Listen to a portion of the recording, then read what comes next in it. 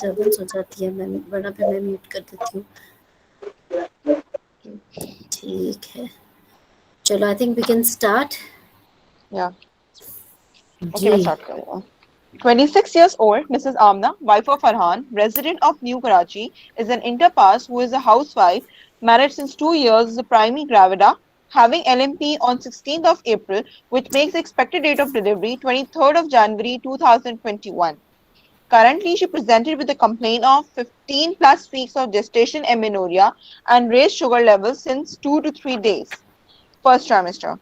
According to the patient, this was a planned pregnancy conceived on some treatment given by Hakim. When she missed her cycles, confirmed the pregnancy by urine PT at home, followed by ultrasound in the first 3 months, which showed a single alive fetus. Did not get any blood investigations done. Took folic acid supplements. Her blood pressure was normal in the first trimester, and the rest of the first trimester remained uneventful. She um, she has not booked herself anywhere yet. She goes to a nearby hospital where whenever she faces any problem. Um, she has no complaint of headache, blurring of vision, or epigastric pain. She does not complain of increased appetite or nocturia and dryness of mouth, although her thirst has been increased. Some blood tests were carried out at Chiniot Hospital, which show that her sugar levels are raised. The doctor advised her insulin, but she refused to take and so started tablet glucophage 1 TDS and lifestyle modification, including exercise and avoiding the sugary and bakery stuff. Although she is not aware about the 6 times meals a day. From the last 4 days, she has been monitoring her sugar levels herself with the help of a glucometer 3 times a day at her home. And according to the patient, her sugar levels are quite high. She is also aware regarding the signs of hypoglycemia. She complains of dysuria sometimes, but there's no flank pain or chest pain. No history of recurrent vaginal discharge or numbness. Also, the patient complains of easy or fatiguability after doing the household work, not associated with shortness of breath, chest pain, or orthopnea.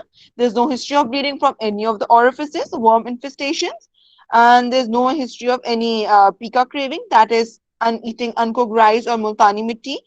There's no history of ulcers or walking barefoot.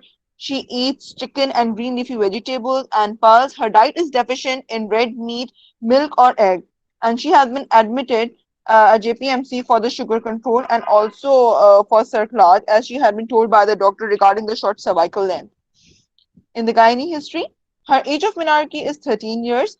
She menstruated regularly for 4 to 5 days. There were no pain during the cycles, no postcoital bleeding or intermenstrual bleeding, no history of vaginal discharge, and never practiced contraception or pap smear performed.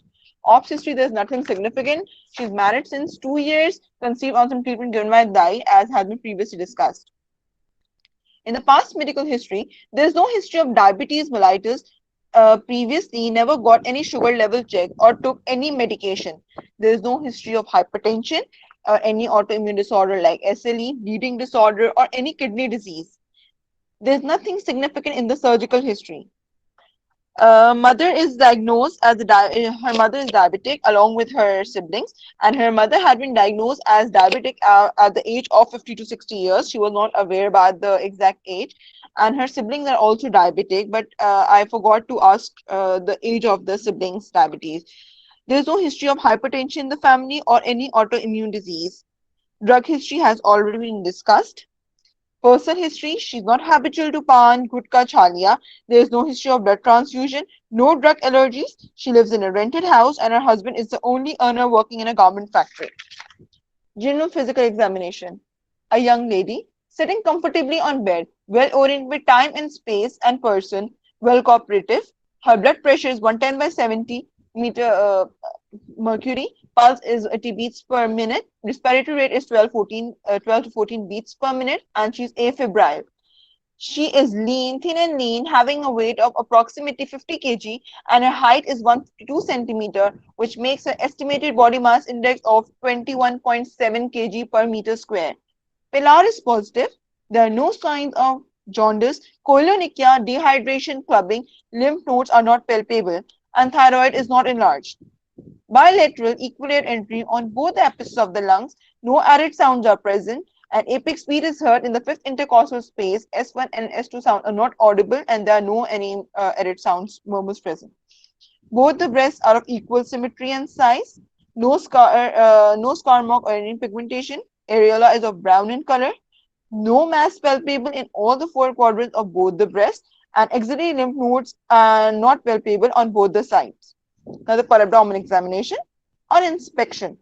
Abdomen is mildly distended, consistent with the gravid uterus, moving equally with respiration.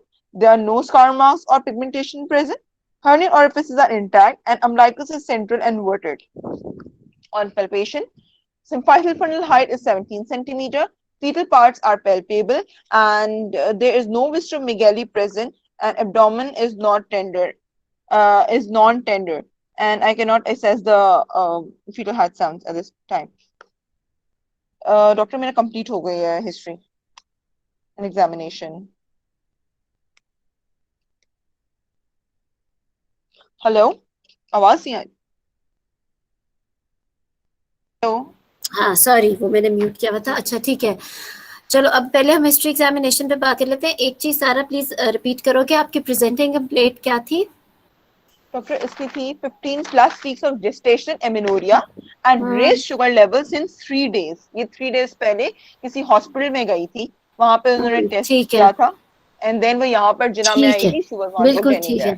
अच्छा देखो, आपकी history frankly ये बात तो है कि आप की जो एक अच्छी बात है वो ये कि आपकी बहुत क्लियर आवाज़ है and your speech is good. But अपनी एक तो आवाज़ को, बल्कि मुझे अब तक तो जितने भी मैं सुनती रही हूँ उनको मैं कहती हूँ ऊंचा बोलो और ज़रा स्लो बोलो. आपको मैं कहूँगी थोड़ा सा आवाज़ का वॉल्यूम लोअर डाउन करना है. मतलब इट्स नॉट अ डिबेट और a speech which is going on. It's more of the thing that you have to show your knowledge and your point and your ideas about the patient. वहाँ पे ना तो कोई debate हो रही है ना स्पीच हो रही है, तो थोड़ा सा लोअर डाउन करना है अपने अपना वॉल्यूम. और थोड़ा सा अच्छी बात ये कि बहुत ज़्यादा क्लैरिटी है, क्योंकि आप जो भी बात कर रहे हो वो कन्वे हो रही है और एग्जामिनर माइंड में जा रही है उसके एग्जामिनर के कि क्या आप बोल रहे हो. अब बात यह है कि पूरी की पूरी हिस्ट्री को बहुत ज़्यादा स्ट्रीमलाइन होने की ज़रूरत है, बहुत ज़्यादा ठीक होने की ज़रूरत है. आपकी पूरी हिस्ट्री से बहुत सारी चीज़ें मिस हुई हैं, बहुत इंपॉर्टेंट चीज़ें जो कि बायोडेटा से लेके एंड तक बहुत इंपॉर्टेंट थी. Starting from biodata, her patient के बायोडेटा के अंदर it's not just that she belongs to whatever New Karachi, this. You have to tell exactly उसका हाउस नंबर क्या है, उसका स्ट्रीट नंबर क्या है, where she lives. Address of the patient is very important in obs और gynae history. उसकी वजह ये होती है कि अगर मरीज आपको दिखा के गया है तो आपके पास उसका एक एड्रेस का रिकॉर्ड है. Later on if you get some we get some ultrasound report later on about the patient and the baby, जो क्या पता इसकी रिपोर्ट वो छोड़ जाए या ना दे, मोलर आ जाए, पार्शियल मोल आ जाए, and you need to contact her again. या कल को कोई मरीज की हिस्टोपैथोलॉजी है जो आपके पास है और आपने उसको कांटेक्ट करना है दोबारा, तो आपके पास उसका एड्रेस या कुछ तो कांटेक्ट हो. तो बायोडेटा में जब हम कोई चीज़ बोलते हैं तो हर चीज़ की एक सिग्निफिकेंस है. So age, married, for all that, वो सब ठीक है. उसके अलावा एड्रेस, फिर then it's better to ma'am to mention here, या फिर आपने आगे पर्सनल हिस्ट्री में मेंशन किया होता. बायोडेटा में ही कज़न मैरिज या फिर नॉन कज़न मैरिज उसका जिक्र हो जाए, या कहीं तो पूरे में किया होता, पूरी हिस्ट्री में फिर नहीं था. देन ब्लड ग्रुप, ये कुछ चीज़ें जो या तो बायोडेटा में ही पूरी कर दो. उसकी वजह ये कि वो फिर आगे यू विल मिस इट ना. It has to be a part of your history. Then you came to the presenting complaint.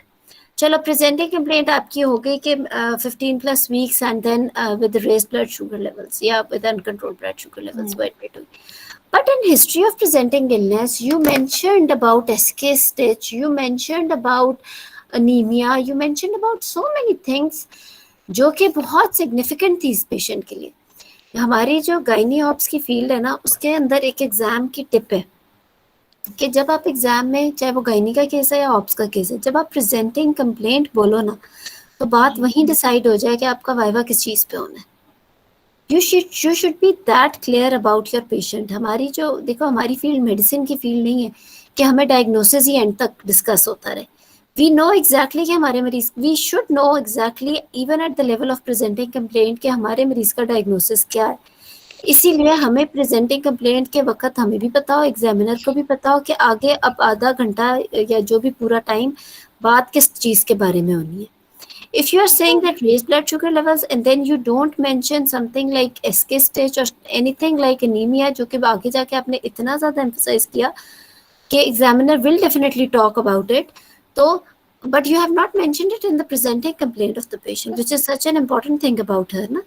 Patient ने शुरू में प्रेजेंट, मैंने जिस तरह से उसकी हिस्ट्री थी, सॉरी मैं वो डिस्टर्ब कर रही हूँ, उससे मैंने पूछा आप किस तकलीफ के, उसने कहा बस मैं तो शुगर मेरी बहुत बड़ी थी आई थी और हाँ, इसीलिए मैं दाखिल, she had no other problem, उसने इजी फर्टिलिटी, तो मुझे आगे जाके मैंने जो डिग आउट किया तो मैंने तो yes, पेशेंट की जो अल्फाज है मैंने वो शुरू के लिख दिया बिल्कुल बस. आपने ठीक किया, लेकिन ये तो वो बात थी ना कि अगर आप उस मरीज को ओपीडी में मिलते, अब आप उस मरीज को मिल रहे हो एडमिशन के बाद, अब वो वार्ड में एडमिट होके फॉर एग्जांपल आपके एग्जाम में आ गई, उसने एक आधा दिन गुजार लिया हुआ वार्ड में, शी इज बीन एडमिटेड, जिसमें डायग्नोज हो गया वह कि now she is here for the control of blood sugar levels and she needs an SK stage and may be for the correction of anaemia, right.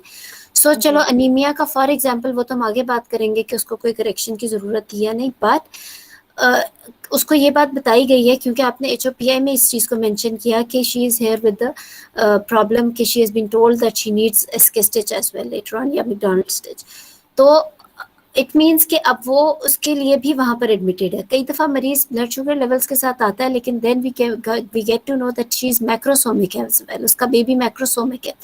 Patient को बता दिया जाता है कि baby is good size as well या baby के गिर पानी ज़्यादा है, तो then yes we can mention in the presenting complaint that she is here with increased blood sugar levels and she has been told that she has got more amount of liquor around baby, अगर आप exact patient की terms में बात करो, ताकि examiner को exact पता चल जाए कि पॉली एंड डायबिटीज का केस है. एक मरीज डिक्रीज मूवमेंट्स के साथ एडमिट हुआ है, जब वो एडमिट हो गया उसका स्कैन हुआ and she is been told कि वो IUGR भी है, तो फिर आप कहोगे कि she was admitted with decrease fetal movements and she has been told that on ultrasound there is restricted growth of the baby as well. ठीक है, तो वो चीज उसमें एडअप हो जाती है. Same is with gynae, patient admit होता है फॉर एग्जांपल, वो तो कहती है कि उसको कहीं पे बताया था कि उसके फाइब्रॉइड है, but when she was admitted in the hospital now she has been admitted for the workup of may be ovarian cyst और एनीथिंग. तो वो चीज़ जब वो बोल रही है उसके साथ, एंड स्पेशली अगर आप उसे कोरिलेट भी कर रहे हो अपने HOPI में, तो उस चीज़ को आप ऐड कर सकते हो, because presenting complaint is not the presenting complaint with which she had presented in OPD, but it is the presenting complaint with which she is sitting in front of you. ठीक है, okay.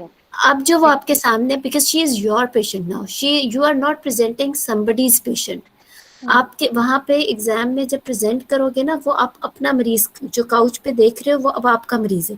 उसकी वजह ये है कि कई दफ़ा होता है कि मरीज एनीमिया के साथ एडमिटेड होता है, उसको ब्लड लग रहा है फॉर एग्जांपल पर्टिकुलर हॉस्पिटल में, बट यू थिंक दैट इसको ब्लड नहीं लगना चाहिए फॉर एग्जांपल.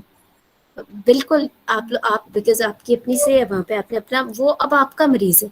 वहाँ पे जब आप बैठोगे, ठीक है, आप कहोगे she was given 2 blood transfusions there, और एग्जामिनर सबसे पहले आपसे पूछेगा कि what do you think she has been treated well, और you would have treated her the same way if she was under your care. तो फिर आप कहोगे कि नहीं, for me it was wrong, it's your patient now, ये वो अब आपकी मैनेजमेंट सुनेंगे. ठीक है, तो similarly presenting complaint is what now, अब वो आपके सामने काउच के पे बैठी हुई है, अब तक जो कुछ उसके साथ हो चुका उससे आगे कि अब वो आपका मरीज है, और अब आपने किसी का मरीज प्रेजेंट नहीं करना कि उसने किसी को OPD में प्रेजेंट किया, right. So this is something, ये बहुत इंपॉर्टेंट कॉन्सेप्ट है, इसको इसी तरह एग्जाम में लेके जाना. मैंने कहा समराइज में कर दूंगी, समराइज में सारे पॉइंट्स देखो, लेवरेट करने थे. जो आपका प्रेजेंटिंग कंप्लेंट है ना, वहाँ पे आपका डिसाइड हो जाता है कि ये जो कैंडिडेट है इसको अपने मरीज के बारे में क्या पता है. प्रेजेंटिंग कंप्लेंट में जो आप बात बोलोगे वो आप बहुत वेटेज है उस चीज़ की. उसकी वजह यह है कि आपके प्रेजेंटिंग कंप्लेंट से ही तो पता चलेगा कि आपको डायग्नोसिस पता है मरीज का या नहीं पता. देखो, हमारी जो गायनी ऑप्स की फील्ड है ना, ये बहुत डिफरेंट है मेडिसिन से, या may be from any other field, क्योंकि हमने MBBS के फाइनल प्रोसेस वगैरह में जब मेडिसिन के भी केसेस किए और वो सारे, उसमें तो आप, उसमें फिर भी बात शायद हो सकती है कि आप HOPI में लेके जा रहे हो, examination is important etcetera etcetera. हमारी फील्ड में तो हमें डायग्नोसिस पता है ना मरीज का, हम वहाँ पे, और फिर हमने HOPI में उसके रिस्क फैक्टर्स रूल आउट करने. तो जब आप प्रेजेंटिंग कंप्लेंट ही पूरी नहीं बोलोगे तो हाउ कैन आपको पास कोई कर ही नहीं सकता. मतलब it's not mix up of everything. आपके वहाँ पर जो एग्जामिनर सुन रहा है वो 20 कैंडिडेट्स और भुगता चुके हैं, वो फॉर एग्जाम्पल आपका आखिरी दिन का वाइवा आ गया, वो बेचारे एग्जामिनर्स इतने एक तो सीनियर लोग, ऊपर से वो अपना हॉस्पिटल प्रैक्टिस छोड़ के वहाँ बैठे हुए और इतने कैंडिडेट्स गुजार चुके। At times after presenting complaint वो एक ह्यूमन फैक्टर है, may be they are not, वो 100% शायद ना सुन सक रहे हो, but if you have told them the presenting complaint in a right way, तो दे नो कि केस किस चीज़ का है, ठीक है ना। सो Okay. प्रेजेंटिंग कंप्लेंट जो है ना वो आपको लिटरली पास या फेल कर सकती है, एक चीज़। दूसरी चीज़ ये कि मरीज़ अब आपका आ गया एक तो अर्ली ट्राइमेस्टर का, राइट। जी. तो अव्वल तो एग्ज़ाम में अर्ली ट्राइमेस्टर के केसेस होते नहीं है, बिकॉज आपका एग्जामिनेशन बहुत मैटर करता है। तो मोस्टली वहाँ पे ज़्यादातर 28 से 32 वीक्स वाले पेशेंट्स रखे जाते हैं। जो कम जेस्टेशन वाले हों या टर्म की जेस्टेशन वाले हों उनको पहली साइड पे कर दिया जाता है। अगर मरीज कम पड़ जाए तो उन्हें रखा जाता है, वरना प्रेफरेंस होती है 28 से 32 वीक्स, जिनका आगे डिसीजन मेकिंग भी हो और जिनके आगे आपका एग्जामिनेशन इंपॉर्टेंट।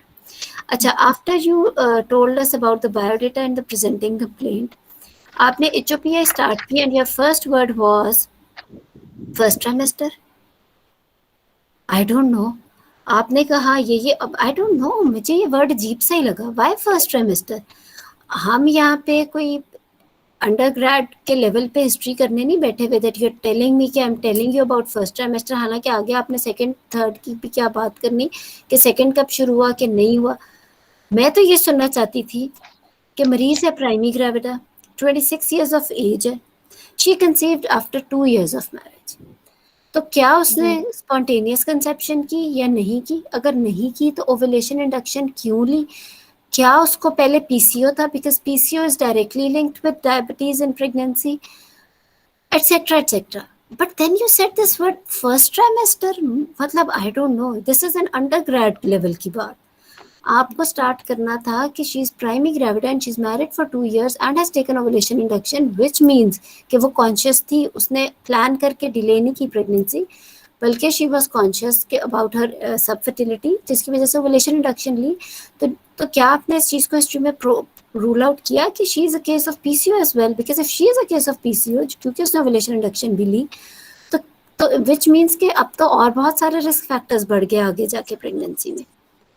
तो पर आप उसे PCO नहीं था. उसने तो बोला आप था मैं खुद से नहीं कर पा रही थी, बट कंसीव यू नहीं कर पा रही थी. तो you should have talked about it ना कि she conceived after ovulation induction and never got her workup done before that about her ovulation, या उसने follicular tracking नहीं की थी, however the couple was living together and she conceived after ovulation induction, the record of which is not available। थोड़ी सी आपने इस चीज को इसलिए शो करना था ताकि आपकी नॉलेज पता चले, it should link with your patient ना। अगर तो ये होती कि मैरिड फॉर 2-3 months या married for 1 year and now she is primary gravid at 15 weeks, चलो उस पर तो हम ये बात ना करते, but as she has conceived after ovulation induction and she is married for 2 years, तो इसमें थोड़ा सा इस बारे में, and she is a case of according, मतलब आपने जो सारी हिस्ट्री दी अनकंट्रोल ब्लड शुगर लेवल का ये केस है, तो आपको थोड़ा सा उससे लिंक बताना जरूरी, मतलब आपकी you we need to tell knowledge, और हमने अपनी नॉलेज बतानी है ना एग्जामिनर को। तो अगर बात वहां से शुरू हो तो वो ज्यादा बेहतर है, एक चीज। अच्छा, उससे आगे जाके then okay fine, then you talked about first trimester. Well first trimester में ठीक था आपका, it was not wrong, but उसको थोड़ा सा और स्पेसिफाई और एलैबोरेट करो। We are talking about a patient who is young, she is primary gravida 15 weeks पे, who is here with uncontrolled blood sugar levels, जो कि अब शायद उसके ब्लड शुगर लेवल्स अनकंट्रोल हुए हैं, तो उसके सिम्टम्स, बिकॉज अगर अब उसे अनकंट्रोल्ड है तो कुछ पिछले अरसे से चल रहे होंगे ना, तो अनकंट्रोल्ड शुगर के क्या सिम्टम्स है? उसको तो कुछ सिम्टम्स टाइम हुए ही नहीं थे, इसने बोला जब मैंने आगे डिग आउट क्या किया सिम्टम्स क्या होते हैं? व्हाट कि सिम्टम्स यू आस्क देखिए for in a symptoms he diabetic asked for patient? the dryness of mouth, increased thirst, increased appetite, and बाकी यूरिनेशन तो जो है वैसी प्रेगनेंसी में इंक्रीज हो ही चाहती है, तो मैं तो ज्यादा हमने यही पूछा है, increase appetite, dryness of mouth and increase thirst, ये 3 पॉइंट्स हैं जो हम पूछेंगे, और फिर हम ये बोलेंगे कि अभी आपने शुगर टेस्ट कराया है, अगर डायबिटीज है फिर उसके अंदर ठीक फिर है। हम, अब मुझे ही समझ नहीं आया, मैंने हाँ कि मैंने फंडोस्कोपी के बारे में कुछ नहीं पूछा उससे, नहीं वो तो ठीक है, मेरी बात सुनो। आपने जब आप एक शुगर का पेशेंट देख रहे हो, आपने उसके अंदर यस आपने ठीक है, increase thirst, dry mouth, increase frequency of urine भी है। देखो प्रेगनेंसी में यूरिनेशन ज्यादा होना और डायबिटिक में यूरिनेशन में बड़ा फर्क है। डायबिटिक रात को 2 या उससे ज्यादा दफा उठेगी वॉशरूम जाने के लिए, प्रेगनेंसी में नॉट नेसेसरीली। जो डायबिटिक पॉलीयूरिया होता है वो बहुत सिग्निफिकेंट पॉलीयूरिया होता है, प्रेगनेंसी में जरूरी नहीं है। So you will ask about increase frequency of urine and then you will ask about the recurring infections, delayed discharge food का पूछा हीलिंग। था, डिस्चार्ज का ही पूछा था मैंने उससे, मैं It's कोई not about punish. what you asked. I am asking about the good pattern of history. It's not that what did you ask and what did you not ask. आपने जिस तरीके से एक्सप्लेन किया वो तरीका थोड़ा सा और ठीक होने वाला है, because it's good that you know the points and you have asked her. बात यही है कि एग्जाम में भी शायद आप पूछो, लेकिन उसको एग्जामिनर के सामने आपने एक्सप्लेन कैसे करना है, that's all what matters. No doubt आप पूछोगे, वो चीज भी काउंट हो रही होती है। If there is a good very good examiner तो वो सुन रहा होता है, वो शायद आपको उस चीज के मार्क्स दे भी दे। लेकिन अगर आपने अपनी हिस्ट्री में नहीं बताया, जो आपने 8 मिनट में हिस्ट्री बतानी है, तो इतना कोई फायदा नहीं होता फिर उसको पूछने का एक पेशेंट से। जो आपने वो चीजें अपनी हिस्ट्री में इसलिए बतानी है ताकि पता चले एग्जामिनर को कि it's not only this patient, बल्कि कोई भी डायबिटिक पेशेंट कल को आपके पास आएगा तो आपको पता हो कि उसके आपने क्या सवाल पूछने, ठीक है, और आपने उसको किस तरीके से इंटरप्रेट करना है, राइट। सो यस, डायबिटिक के अंदर आप ये सारे सवाल जरूर पूछोगे। उसके बाद बिकॉज अब वी डोंट नो कि ये अभी ड्यूरिंग प्रेगनेंसी वाली डायबिटीज हुई है या उसको पहले, बिकॉज उसका रिकॉर्ड तो था नहीं।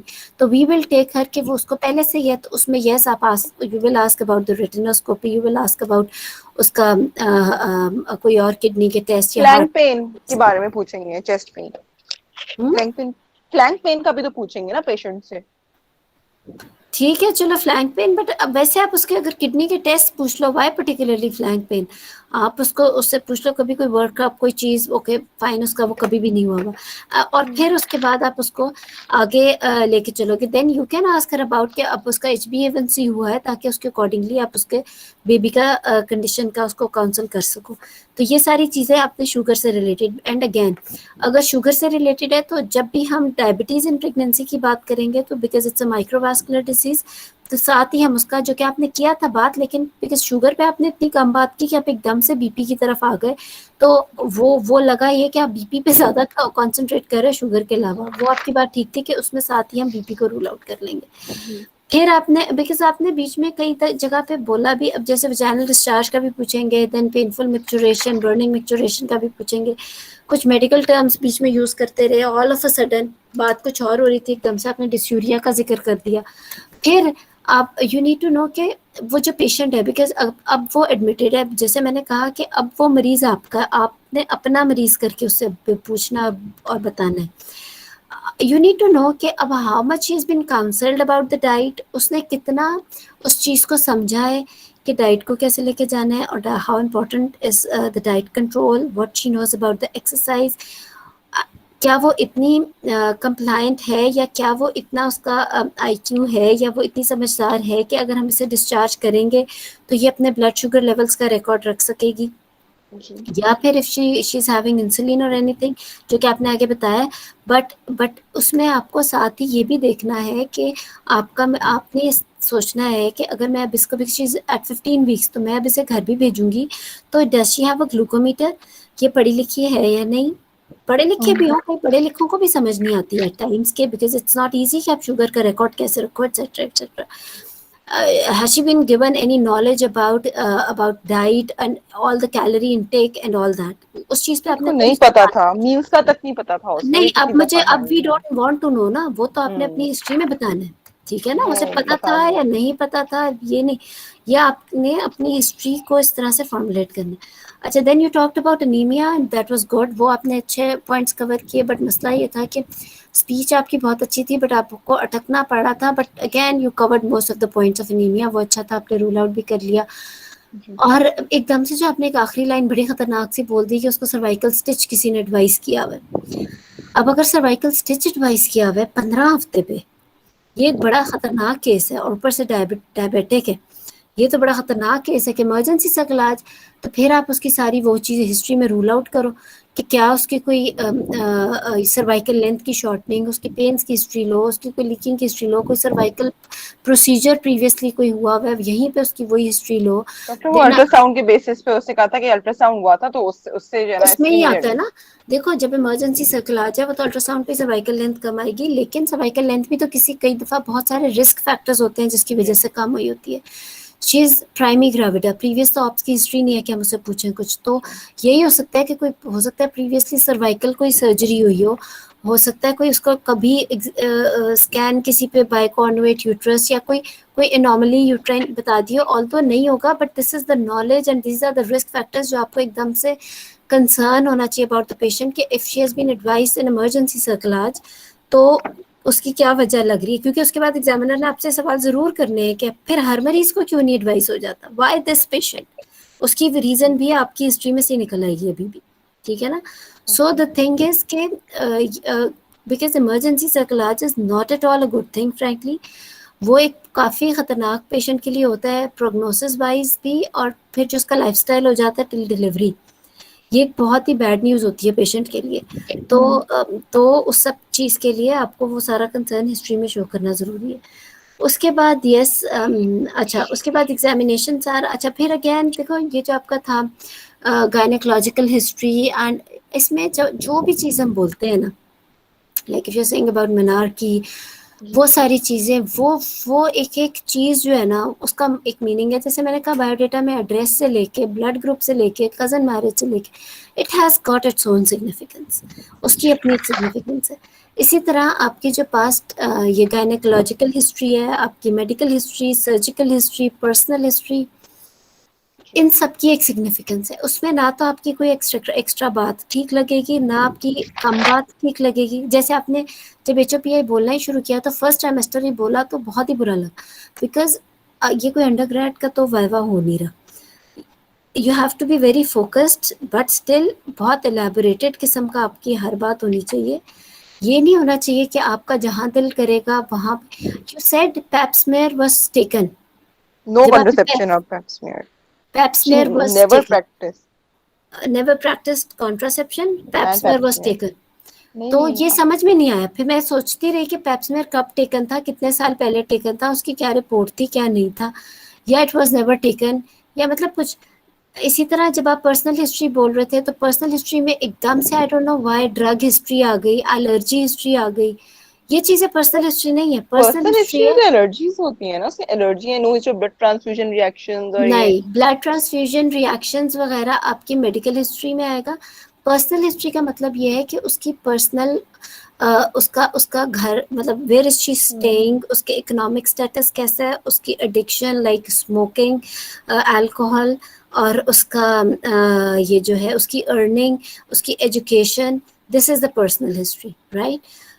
जो मेडिकल हिस्ट्री है उसके अंदर drug transfusion reactions, allergy history, उसकी डायबिटीज़, हाइपरटेंशन, थायराइड, वो सारा कुछ। फैमिली हिस्ट्री में उसका, अच्छा देन फैमिली हिस्ट्री के अंदर अगर कुछ भूल गए हो तो ख़ास तौर पे बोलने की ज़रूरत नहीं है, क्योंकि वो क्या पता एग्जामिनर को याद भी नहीं है कि आपने सिबलिंग की एज पूछी नहीं पूछी। तो अगर ना भी बोलो, अगर भूल ही गए तो try to cover it up. बाकी तो वो ठीक है, तो बस वो कवर हो जाती बात, तो स्पेसिफिकली कहने की ज़रूरत नहीं होती कि मैं ये भूल गई।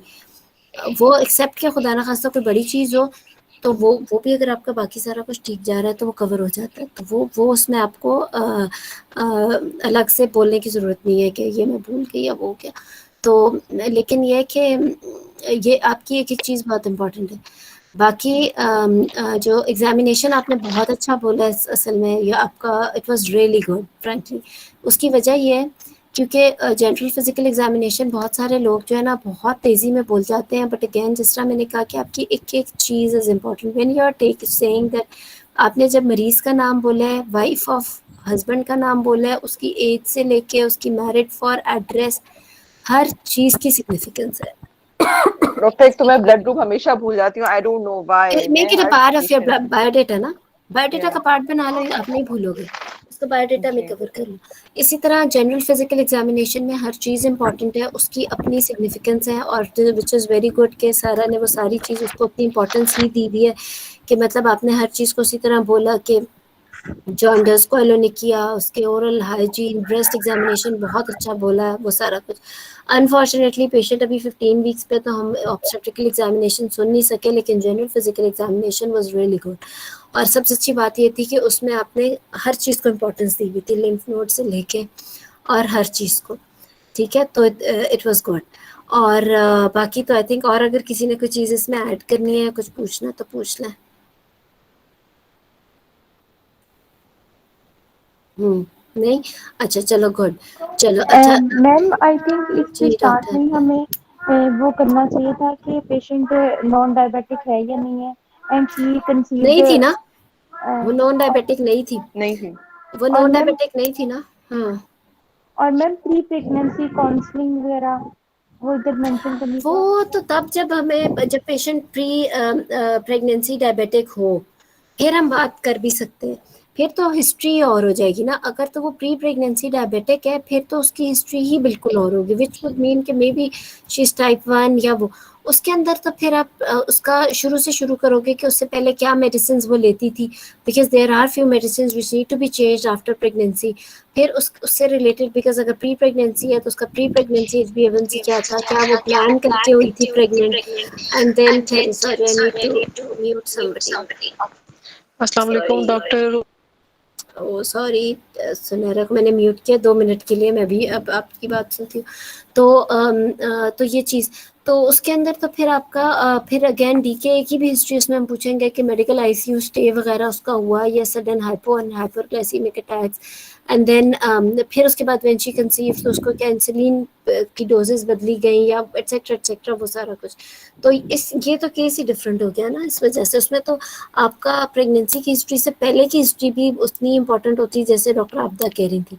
ये तो दूसरा। तो डॉक्टर जनेरा ने कुछ कहना था, सॉरी। जी डॉक्टर जनेरा।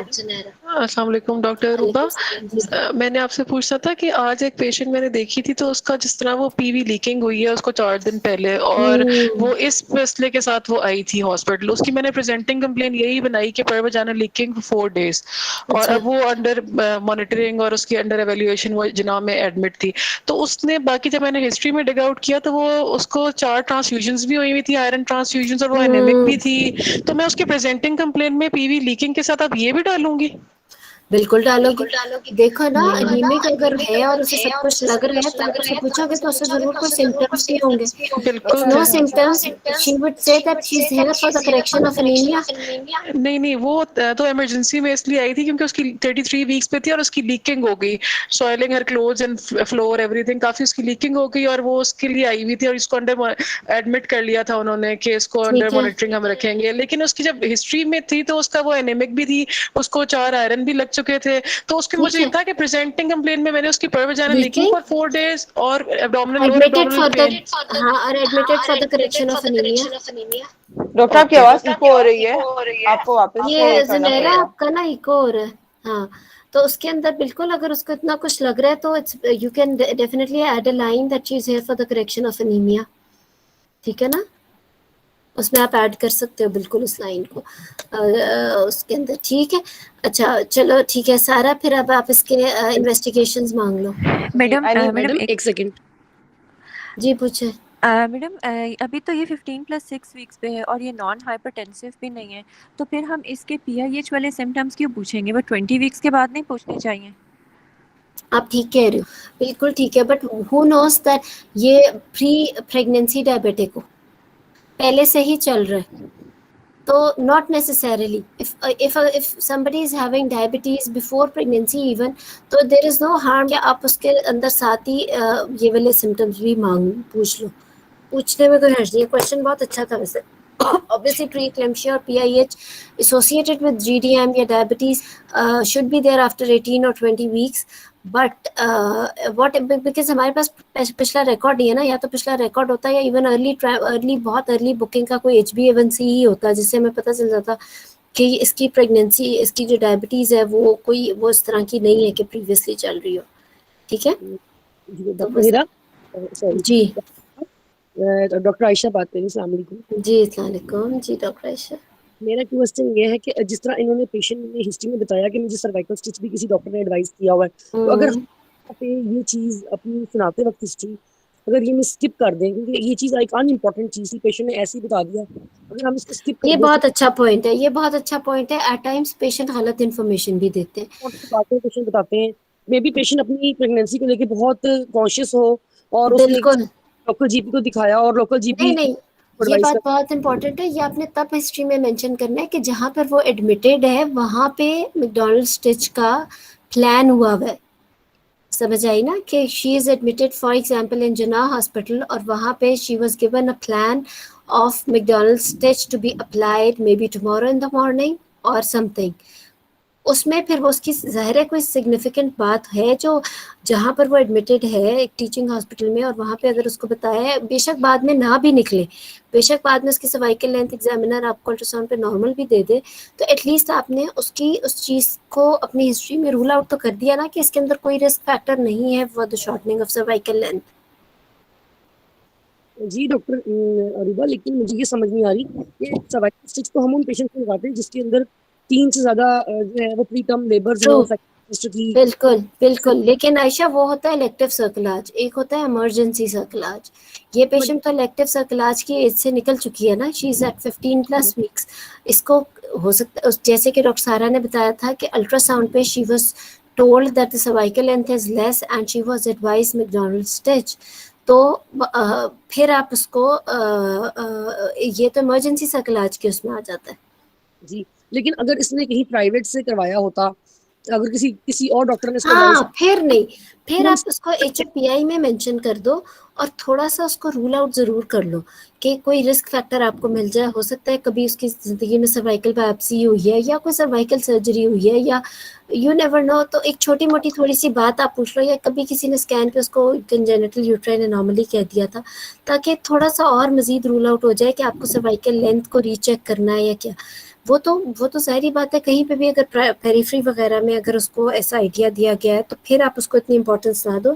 But now if she is admitted somewhere and she has been prepared for something, फिर आप उसको इग्नोर नहीं कर सकते। लेकिन no doubt make your own assessment, वो हमने खुद बनानी है। एग्जामिनर लेटर ऑन हमें स्कैन भी देंगे, लेकिन हमने HOPI में उसके रिस्क फैक्टर्स भी रूल आउट करने हैं ताकि वो चीज़ मिस ना हो।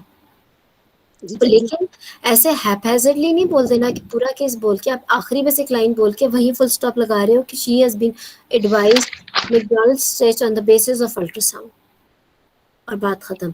तो मतलब ये उस पे ये एक बहुत बड़ी बात है ना कि एक पेशेंट को इमरजेंसी सा इलाज तो एक बड़ी बुरी चीज़ होती है, इसका क्या प्रोग्नोसिस है।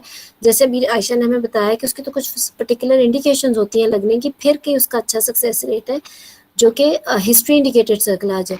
जो अल्ट्रासाउंड इंडिकेटेड या इमरजेंसी सर्कलाज है उसमें पहली सर्वाइकल लेंथ इतनी कम होती है और उसका प्रोग्नोसिस और फिर जिस लाइफस्टाइल से प्रेगनेंसी गुजारना, तो एटलीस्ट आप उस चीज़ को थोड़ी सी तो इम्पोर्टेंस दोगे ना कि अगर उसको जहाँ पर एडमिटेड है और एडवाइस हुआ है तो वो ज़रूरी है। लेकिन अगर वैसे ही किसी ने उसको कह दिया तो फिर आप उसको नहीं छोड़ोगे, मतलब फिर आप उसको इतना बेशक ना करो।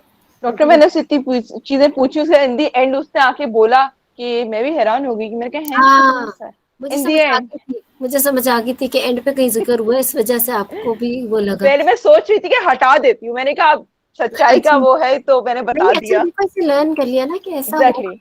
कई दफा होता है पूरा गायनी में पेशेंट एग्जामिन कर सारा हिस्ट्री ले ली सबको, जब एग्जामिन करने लगे तो all of a sudden you get to know कि इसको तो प्रोलैप्स भी है, तो मरीज ने तो जिक्र ही नहीं किया। तो डज दैट मीन कि वी शुड मेंशन इट और नॉट? फिर आप कहते हो हाँ ये जो अंदर बाहर आ रहा है एक्सेट्रा एक्सेट्रा ये कब से, फिर आप एकदम से अपनी हिस्ट्री थोड़ी सी और करते हो उसको एलैबोरेट ना कि बिकॉज आपको एकदम से एक इंसिडेंटल फाइंडिंग मिल गई।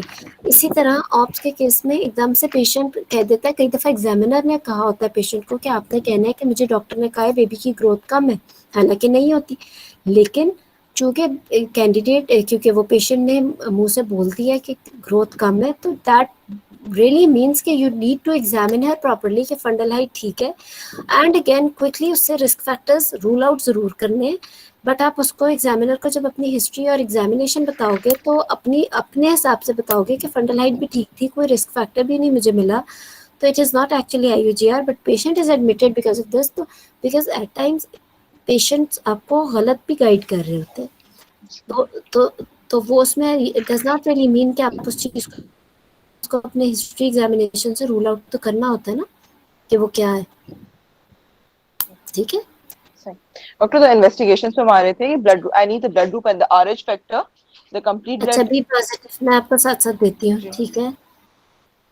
आवाज इज बी पॉजिटिव जी I need the complete blood count, the hemoglobin in gram per deciliter, total leukocyte 9 count, है, HB9 है, और total leukocyte count वो नॉर्मल है, and platelet count. वो भी नॉर्मल है। I need the renal function test, the urea and creatinine, वो भी नॉर्मल है, और electrolytes. Not available. I need the fasting blood sugar, we will discuss. random blood sugar, ठीक है, we will discuss. 6 times sugar profile, चलो we will discuss. HbA1c, ये भी we will discuss. hepatitis B surface antigen, anti-HCV, negative. then dating scan for the fetal well-being to know the estimated gestational age and the cardiac activity. चलो वो आपको दे दिया, उसके accordingly 15 weeks ही बनते हैं अब तक। Any recent scan, ठीक है, वो भी 15 वीक्स वे का दे normal. दिया। And अब मुझे abdominal ultrasound का हो रहा था कि मैं मांगू या नहीं, और fundoscopy and ECG and echo. अच्छा और बताओ, और क्या मांगोगे? और मुझे और तो कुछ मुझे नहीं चाहिए। यूरिन का नहीं मांगना? ओह या सॉरी मैं भूल गई, urine DR to see the pus cells, any glucose, any ketones. ठीक है, ठीक है। अच्छा देखो, इसके एक ये टिप है कि पहले प्लीज अपनी सारी बेसलाइन पूरी करो। एकदम से ब्लड ग्रुप और CBC के बाद RFTs पे ना जंप करो। क्यों किया आपने RFTs पे जंप? पहले बेसलाइन, फिर उसके अलावा स्पेसिफिक इन्वेस्टिगेशंस। तो बेसलाइन पहले पूरी करो। बेसलाइन में जो चीज़ कम या ज़्यादा देती है तो उस चीज़ को वहीं पकड़ लो ना। जैसे मैंने आपको कह दिया ब्लड ग्रुप B पॉजिटिव, चलो ठीक है, बात अरे तो मैंने वहीं इंडाइसिस तो मांगी ही नहीं। क्या नहीं मांगा? Red blood cell indices, the MCV, वो वही मांगने है ना, एग्जैक्टली एग्जैक्टली। जहाँ पे 9 HP दिया वहीं पे RBC इंडिसेस और आपने पेरिफेरल स्मेयर मांग लेना है, ठीक है। जहाँ पे जो चीज़ मैंने कम या ज़्यादा दे दी उसको वहीं पे मांग लेना। उसके बाद आपने हेपेटाइटिस B, C या जो भी अगर HIV की स्क्रीनिंग आप कराते हो वो करा लो, ठीक है। अब कोविड की भी कराते हैं एडमिशन अगर हुआ पेशेंट का।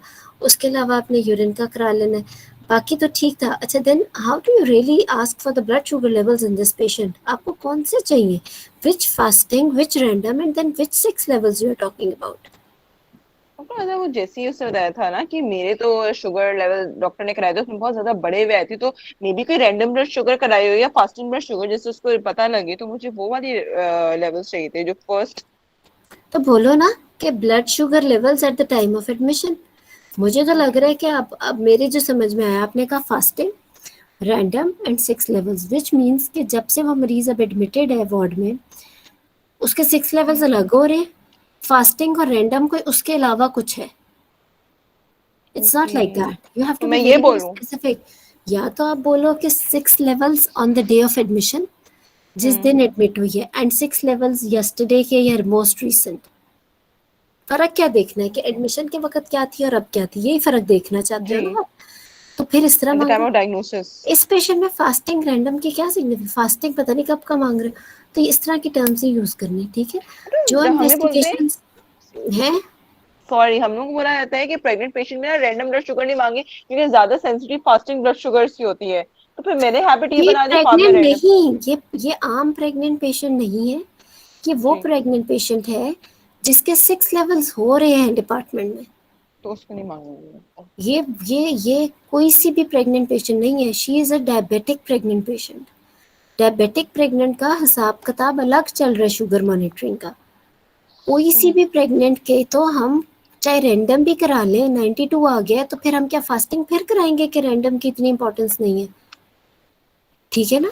She is a diabetic pregnant patient. इसके तो 6 लेवल, और जिस दिन ये एडमिट हुई होगी, OPD में एडमिशन लिख के किसी ने भेज दिया उसे वार्ड में, उस दिन से ही इसके 6 लेवल्स होना शुरू हो गए होंगे, ठीक है ना। तो on the very first day of admission भी इसके 6 लेवल्स हुए होंगे, और इसके अभी तक बिकॉज कंट्रोल चल रहा होगा तो वो वाले 6 लेवल्स हुए होंगे, ठीक है।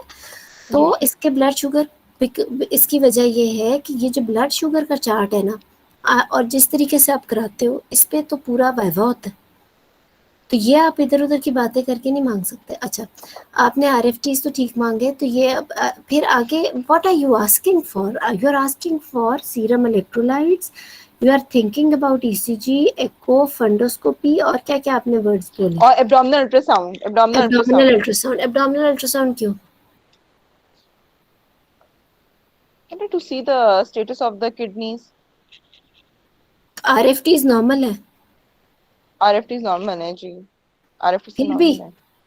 नहीं, फिर तो मैं एब्डोमिनल अल्ट्रासाउंड नहीं मांगूंगी अगर RFT था नॉर्मल, वो मेरी गलती एब्डोमिनल है। अल्ट्रासाउंड हम लोगों में से बड़े लोगों ने रेडियोलॉजी में रोटेशन करते हैं ड्यूरिंग आवर ट्रेनिंग, जो जो करते हैं उन्हें पता है कि एब्डोमिनल अल्ट्रासाउंड जो है ना बड़ा टाइम लेता है, बड़ा ही रिसोर्सेज। एक अल्ट्रासोनोलॉजिस्ट का खामखा किडनीज देखने के लिए एक दफ़ा एक करवट दिलाते हैं मरीज़ को, फिर दूसरा करवट दिलाते हैं, फिर लिवर देखते हैं, फिर वो स्प्लीन को देखते हैं, फिर वो पता नहीं क्या देखते हैं, फिर वो यूरेटर पे कमेंट करते हैं, फिर वो it takes so much of time.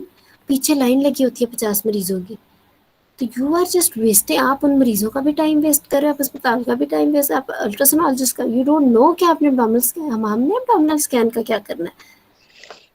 हमारे डॉक्टर गायनी मुझे ऑप्स में क्या फायदा है एब्डोमिनल स्कैन का? ये ब्लंडर है, ये भी गलत। अच्छा, उसके बाद अब अच्छा सीरम इलेक्ट्रोलाइट्स क्यों मांगे?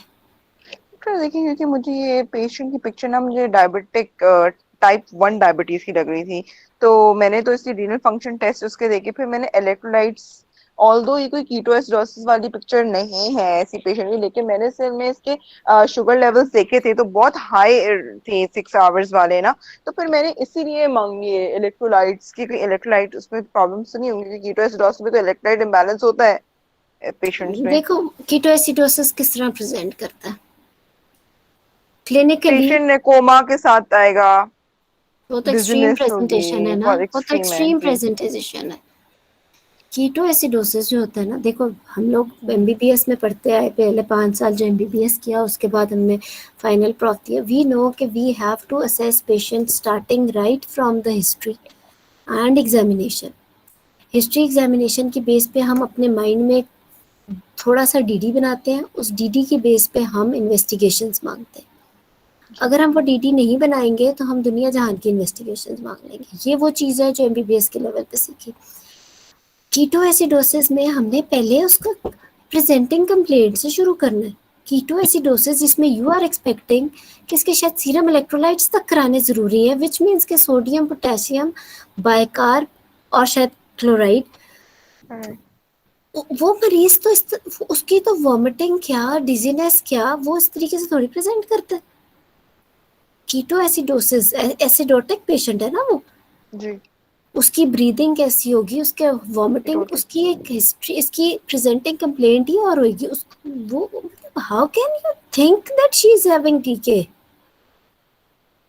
मुझे बहुत कंफ्यूजन था तो इसलिए किस मैंने कहा बात फिर पे? मैं ये पूछ लेती हूँ कि मैं इलेक्ट्रोलाइट्स, यूरिया क्रिएटिनिन मुझे पता नहीं, लेकिन इलेक्ट्रोलाइट से बहुत कंफ्यूजन था कि मैं अगर टाइप 1 डायबिटीज सस्पेक्ट कर रही हूँ तो मुझे इलेक्ट्रोलाइट्स व्हाई आर कराना है यू या नहीं कराना है। Suspecting type 1 diabetes? एक पेशेंट जो 26 साल की उम्र तक पहुंच गई है, आज तक कभी ना उसका डायग्नोसिस बन सका अबाउट डायबिटीज, और वो 26 ईयर्स की एज तक पहुंच गई है। इसकी तो हिस्ट्री से ही पता चल रहा है कि वो 26 साल की उम्र की हो गई भी है, और वो ना तो उसे कभी हाइपरग्लाइसीमिया का अटैक हुआ, बिफोर हुआ होता तो वो अब तक डायग्नोज हो नहीं, कभी चुकी नहीं हुआ। होती, ना कभी उसे हाइपोग्लाइसीमिया का अटैक हुआ वरना अब तक वो डायग्नोज हो चुकी होती। रिस्क फैक्टर्स आपने काफ़ी सारे मुझे टाइप 2 डायबिटीज़ या GDM के बताए, जिसमें मदर की हिस्ट्री से लेके सिबलिंग की हिस्ट्री तक। Type 1 diabetes is not actually found much in the family, 10% सिर्फ है, हालांकि जो GDM वगैरह है उसका तो मेरा ख्याल है मोर तकरीबन 90% इंसिडेंस है related relation with the family 90%। History सारी आप मुझे देते आए और रिस्क फैक्टर्स देते आए GDM और उसके, बिकॉज तो why are you thinking of this type? इसका BMI लो है, और जो है बिफोर द एज ऑफ 30 अगर किसी एक यंग पेशेंट में डायग्नोज हो रहा है तो फिर मुझे 2 पॉइंट्स इन फेवर में गए किस टाइप चीज 1 में डायबिटीज डायग्नोज हो के, रहा है? कि Not the age it's not necessarily, sorry, before 30. Type 1 is mostly diagnosed even before 20, एक चीज। दूसरी चीज very rarely before 25 or something, 20 से पहले डायग्नोज होता है टाइप 1। दूसरा चीज ये कि टाइप 1 का बहुत ज़्यादा रिलेशनशिप विद BMI इतना है नहीं जितना टाइप 2 का है। अगर हम ये कहें कि ओबीस है और टाइप 2 डायबिटीज़ है तो वो फिर ठीक लिंक बनाता है, लेकिन ये कहना कि BMI लो है इसलिए टाइप 1 डायबिटीज़ है, ये बिल्कुल गलत लिंक हो गया। अच्छा, दूसरी चीज़ ये कि family history and all that, और सबसे बड़ी चीज़ ये कि 26 साल की उम्र तक वो आ गई है। तो what do you think, 30 years तक एक पेशेंट टाइप 1 डायबिटीज़ इतनी अच्छी ज़िंदगी गुजारी है कि वो प्रेग्नेंट भी हो गई, 30 इयर्स तक भी चली गई, but she never got her any hyperglycaemic और hypoglycaemic attacks, impossible. Type 1 diabetic unknowingly वो चलती आ रही है। Type 1 is not like that, ठीक है ना। टाइप 1 की डायग्नोसिस बन जाते हैं वो, या तो अगर बिल्कुल अनडायग्नोज चल रहे हो तो वो बिकॉज दे आर अनडायग्नोज्ड, उनका इतना अनकंट्रोल हो जाता है कि they end up in medical ICU very badly, ठीक है। तो इस तरह की बिल्कुल बातें नहीं करनी, कोई रिलेशन नहीं बन रहा उस चीज का। अच्छा, मैडम ये पेशेंट इंसुलिन की हिस्ट्री देते हैं, इंसुलिन पे होते हैं ऑलरेडी, वो तो पहले इंडिपेंडेंट होता है। क्योंकि उनके हाइपरग्लाइसीमिक अटैक होके, कीटो एसिडोसिस होके, पोटेशियम ये इलेक्ट्रोलाइट इम्बैलेंस होके, एसिडोसिस होके डायग्नोसिस बन चुका होता है, and they are already on insulin, they know that they are type 1 diabetic. और अगर प्रेगनेंसी में ही कभी किसी का टाइप 1 डायबिटीज का पता चले तो she should be very very young, may be 20 और 19, और वो फिर इस तरह से प्रेजेंट नहीं करती, वो फिर कोमा में या मेडिकल आईसीयू में प्रेजेंट करती है with severe diarrhoea, vomiting and acidosis. तो वो ये वाली तो वो पिक्चर ही नहीं होती। So it's not like that. And yes, type 1 has to be, it's in the teenage, वो टीनेज की बीमारी है type 1 diabetes, it's not below 30, ये भी बिल्कुल गलत था, ठीक है।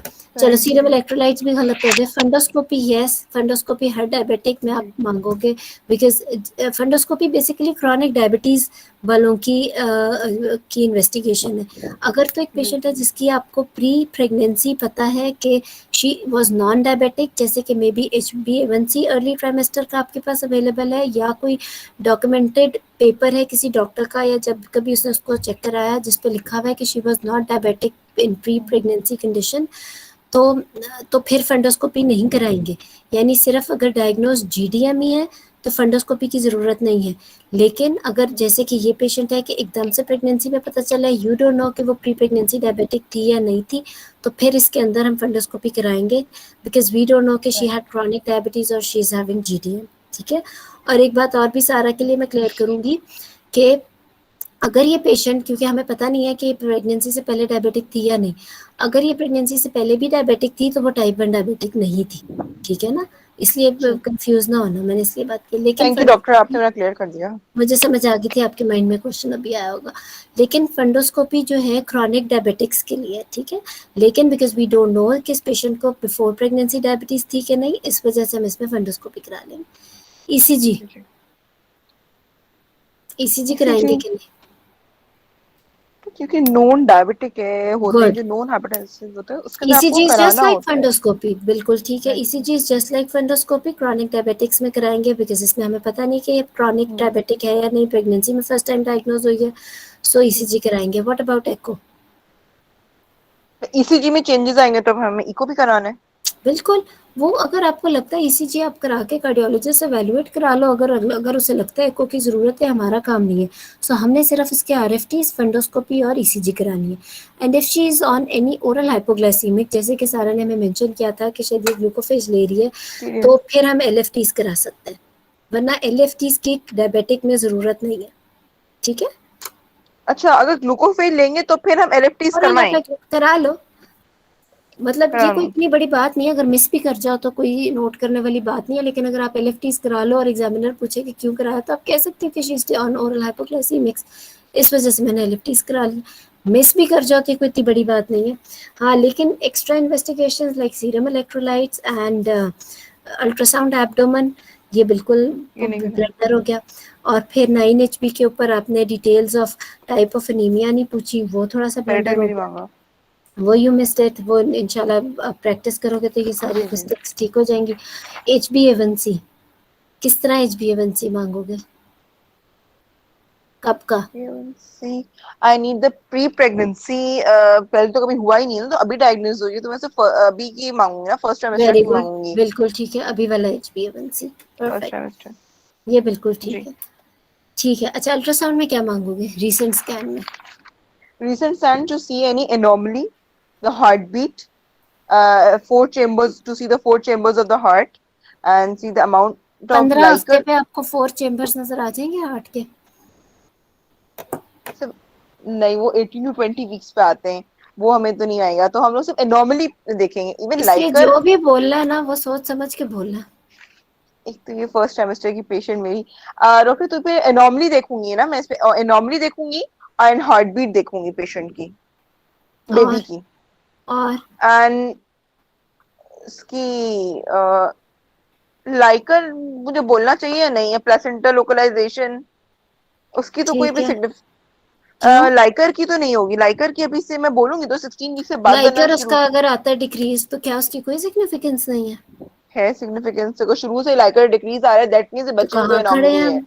बिल्कुल जी, लाइकर ठीक है। प्लेसेंटा लोकलाइजेशन एंड उसकी फीटल बायोमेट्री, अभी से हम लोग, अच्छा देखो, ये मुझे जिस तरह बताओ। से मैंने बाकी बातें की है ना, इसमें से एक अल्ट्रासाउंड मांगना भी ना एक बहुत ही इंपॉर्टेंट काम है कि आपने अल्ट्रासाउंड मांगना कैसे, इसको भी बोलने की प्रैक्टिस करनी है। अगर तो रिसेंट स्कैन है, you will start with the number of foetuses scan पे, के नंबर ऑफ फीटसेस कितने सिंगल है, देन उसका ओके फाइन, उसका एक बीपीडी लेवल पे आ चुका होगा उसका, अगर जिस तरह से भी उन्होंने कमेंट किया 15 वीक्स का है, may B BPD female length पे कमेंट किया हो सकता है, आई डोंट थिंक सीआरएल पे किया होगा, लेकिन बीपीडी फीमेल लेंथ पे कर दिया होगा कमेंट। वो आप मेजरमेंट्स ऑफ द बेबी मांग लोगे, उसके बाद आप उसकी एक जेस्टेशनल एज जो स्कैन के मुताबिक है वो मांगोगे, फिर उसके बाद आप उसकी यस एनॉमली आप चाहे एंड पे बोल दो, क्योंकि 15 वीक्स पे कोई खास सिग्निफिकेंस नहीं है एनॉमली का पता करना या ना करना। तो 15 वीक्स के ऊपर आप उसकी एनॉमली को इतना ज़्यादा एम्फोसाइज ना करो, इंस्टेड आप ये ज़रूर कह सकते हो कि अगर 14 वीक्स तक का या 11 से 14 वीक्स का स्कैन है तो मुझे नकल थिकनेस का पता चल जाए, तो एंटी वो है। वरना 15 वीक्स पे बार बार एनॉमली का बेशक ना भी बोलो। Amount of liquor is important, placental localisation is important, and then the cervical length, ठीक है ना, बिकॉज इसमें स्पेशली बात होगी ना तो सर्वाइकल लेंथ की बात होगी। और इसी तरह आपको रिसेंट स्कैन भी मांगने का पूरा तरीका आना चाहिए। And then at the end yes you can say that any other anomaly in the pelvis, क्या पता कहीं उसके यूट्रस में कोई फाइब्रॉइड हो, क्या पता उसका कोई वेरिएंस इस साथ में हो, तो आपने, because this is all what we really need in ultrasound, और यही हम एक्चुअली लिख के भी भेजते हैं अल्ट्रासाउंड के लिए पेशेंट को कि हमें ये चाहिए। तो आप ये सारी चीज़ें इसी तरह ही बोलोगे, exactly starting from the fetus, you start off with the fetus, then you go to liker, then to placenta, then to cervix and uterus and any other pathology in the pelvis, ताकि कोई भी चीज़ इसमें miss वही ना हो। Sequence अपना Yes, से with the start sequence. करेंगे। आपका सारा बात ये कि you have knowledge, you just need to streamline things, उसके लिए आपको बड़ी प्रैक्टिस की ज़रूरत है। बायोडेटा एक अपना बना लो which will be for every obs patient, एक एक चीज़ को इम्पोर्टेंस देके, देन यस HOPI आपको हर पेशेंट में डिफरेंट होगी, but we have very limited topics, आप उसके अलग अलग क्वेश्चंस हर वक्त तैयार रख सकते हो ताकि आप उसको उसी तरीके से अप्लाई कर दो, और फिर अगर जैसे इस पेशेंट में 2-3 चीज़ें मिल गई तो फिर कोई चीज़ मिस ना हो। एंड देन इन्वेस्टिगेशंस तो इतनी इम्पोर्टेंट है कि अगर आप मिस करोगे वो गलत है, और अगर एक्स्ट्रा मांगोगे तो वो तो बहुत ही गलत है। तो asking for any extra investigation is really not right, वो नहीं करना। और आपको एग्जैक्टली पता होना चाहिए कि अगर RFTs वगैरह किस में मांगने हैं, मतलब अगर GDM की पेशेंट है तो क्या मांगना है, PIH का मरीज है तो क्या मांगना है, अनीमिया है तो क्या मांगना है, हार्ट के तो क्या मांगना है, और क्या नहीं मांगना, इसकी चाहे लिस्ट बनाओ और अपने फिंगर टिप्स पे डेली के डेली रिवाइज करो।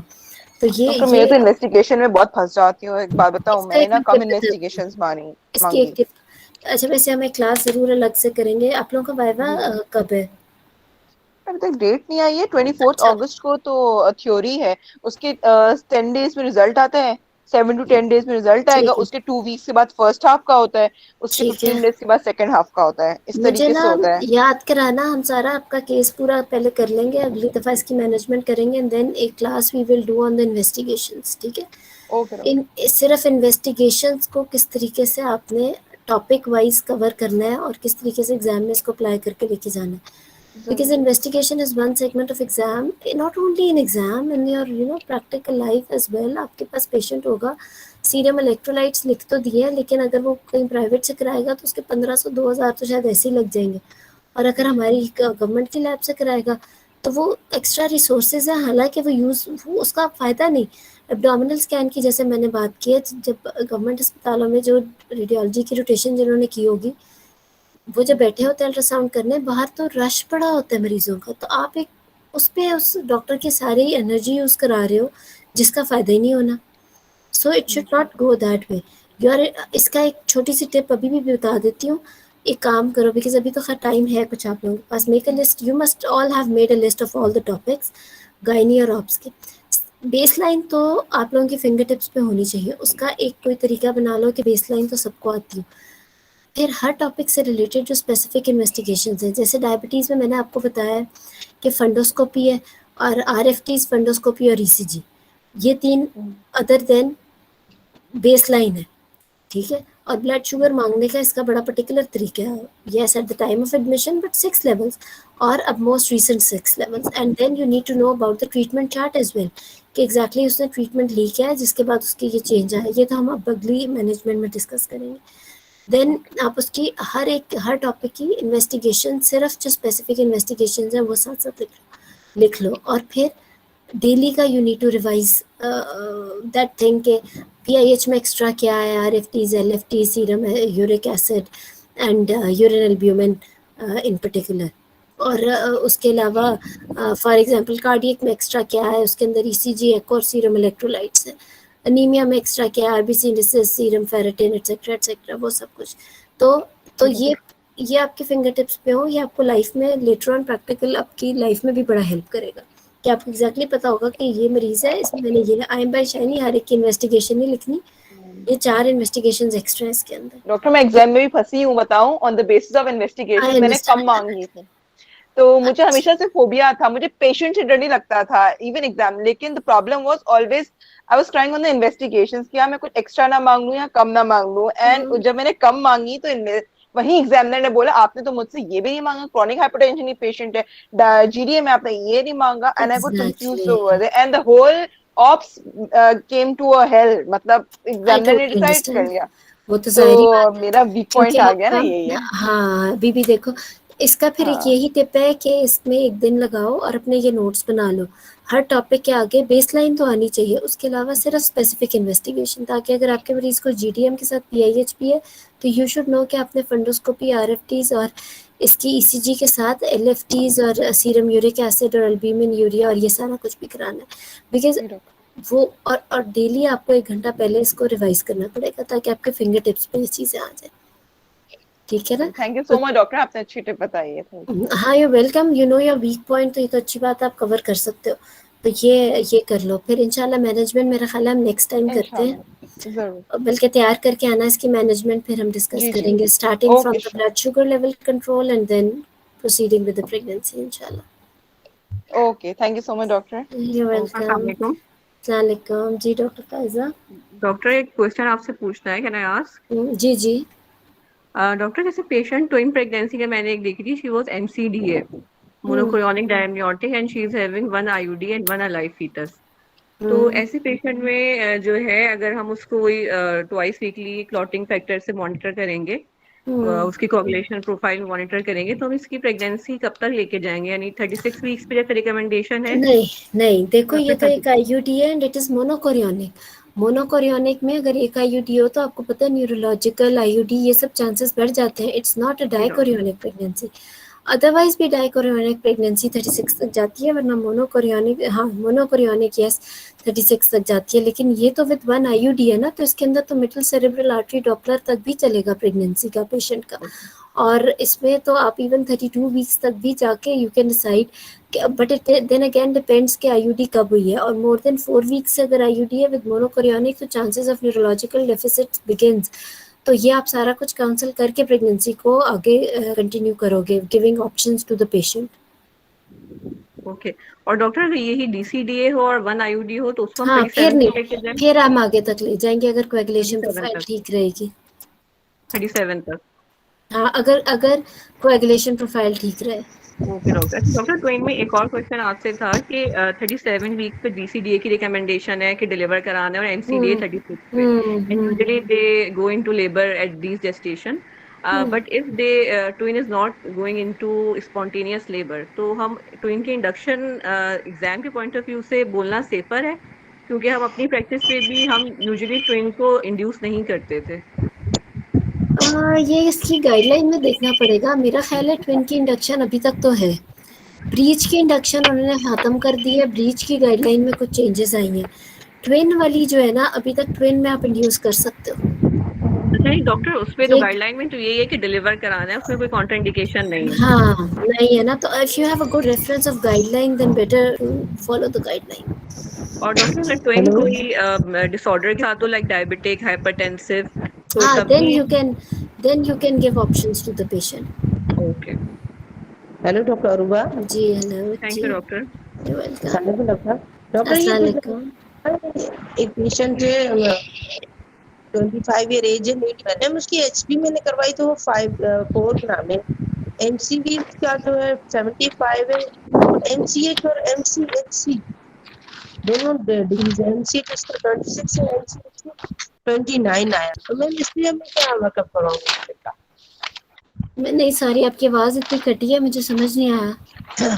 मैम पेशेंट की हेमोग्लोबिन है 4 ग्राम, हाँ और उसकी एमसीवी 75 आ रही है, हाँ एमसीएच 26 और एमसीएचसी 29। तो हाँ। मैम इसमें देखिए आयरन तो नहीं होगी ये डेफिशिएंसी, नहीं तो वैसे भी क्यों? मैम जो एमसीवी वो 75 पे आ रहा है, इतना लोअर लिमिट तो नहीं है इसका ये। और MCHC 29 है, राइट? माइक्रोसिटिक हाइपोक्रोमिक नहीं आप बता रहे मुझे? यस मैम इसी तरह है, क्योंकि यहाँ ये तो आयरन डेफिशिएंसी की तरफ जा रहे हैं ना आप, सीरम फेरिटिन कराओगे इसमें। अच्छा फिर आपने तो मुझे सारी फाइंडिंग आयरन डेफिशिएंसी की दी है। ठीक है, चलिए आप लोग क्वेश्चंस लिख लें बेशक किसी तरह, सो वी कैन डिस्कस इंशाल्लाह इन द नेक्स्ट क्लास। हम पहले सारा के साथ मैनेजमेंट कर लेंगे। प्लीज इन्वेस्टिगेशन मांगना हमें बताइएगा प्लीज नेक्स्ट क्लास में पहले सारा का केस पूरा कर लेंगे, उससे जो अगली क्लास होगी ना वो इन्वेस्टिगेशंस पे होगी। डॉक्टर नेक्स्ट वेडनेसडे इंशाल्लाह कोई आपका ये केस पहले खत्म करेंगे ना, क्योंकि कंटिन्यूएशन में पहले ये केस पूरा कर लेते हैं इंशाल्लाह, फिर उससे अगली क्लास जो है वो इन्वेस्टिगेशंस पे होगी। Okay, thank you so much. Okay welcome. Okay जी, खुदा हाफिज़।